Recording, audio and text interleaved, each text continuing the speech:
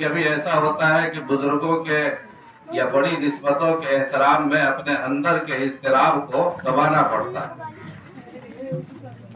بہت تھوڑا وقت دیا تھا میں نے، لیکن بہرحال مجلس قرآن کریم کی خیال میں آیا کہ پتہ نہیں اس نسبت قرآنی پر یہ شرکت ہی زندگی میں کام آئے، اللہ کے یہاں پتہ نہیں۔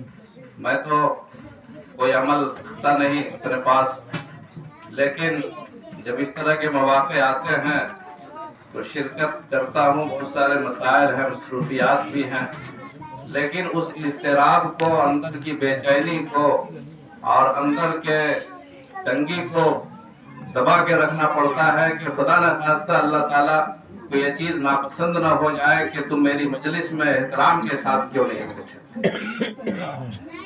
میرے